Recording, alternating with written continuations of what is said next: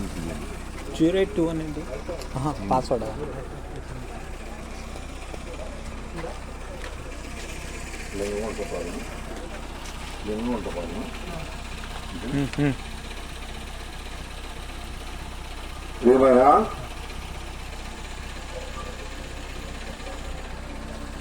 ప్రియమైన లింగగుంట్రపాలెం గ్రామస్తులారా, ప్రభువైన యేసుక్రీస్తు వారి యొక్క నామంలో ఈ సాయంకాల సమయంలో దేవాది దేవుడు ప్రభువైన యేసుక్రీస్తు వారు మీ అందరినీ ప్రేమించి ఆయన మాటలు మీ దగ్గరకు, మీ యొక్క వీధిలోకి, మీ గుమ్మం దగ్గరకు తీసుకుని వచ్చినారు.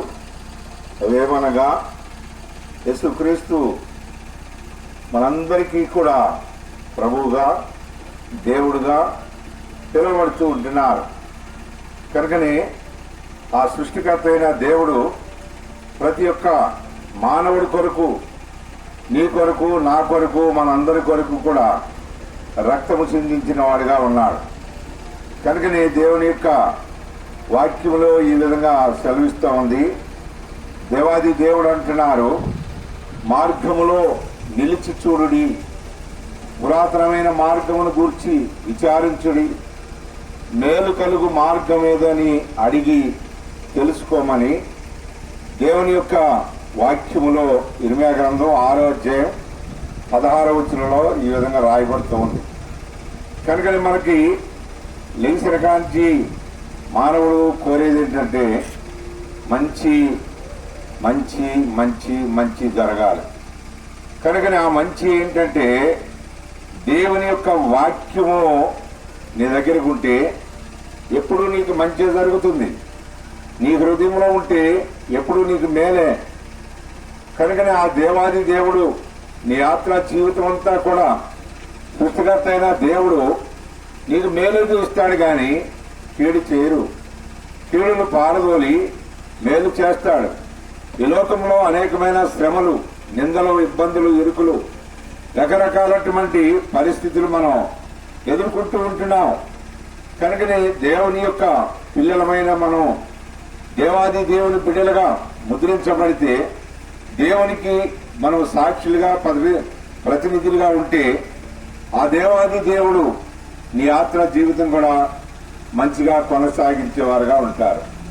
కనుకనే ప్రతి ఒక్క మనిషి కూడా తన మార్గాన్ని ఎలా ఉందన్నది తెలుసుకుంటే చాలా మంచిది. ఇలా ఎందుకంటే ఈ లోకంలో బ్రతికేది మనం కొంతకాలమే. ఈ లోకం విడిచిపెట్టినప్పుడు మరొక లోకం ఉన్నదన్న సంగతి అప్పుడే తెలుసుకుంటారు. కనుకనే అప్పటికప్పుడే మీకు అర్థం కాదు కాబట్టి మీకు ముందుగానే మీకు ప్రకటిస్తూ ఉంటున్నాం. కనుకనే ఈ లోకం విడిచినప్పుడు మరొక లోకం ఏంటంటే పరలోక రాజ్యం. ఆ రాజ్యానికి చేరాలంటే ఈ భూలోకంలోనే మనము నిజమైన మార్గాన్ని పరలోకానికి వెళ్ళటానికి, ఆ వైకుంఠానికి వెళ్ళటానికి, ఆ దేవుని రాజ్యానికి చేరటానికి నువ్వు తెలుసుకోవాలని దేవాది దేవుడు పంపించినారు.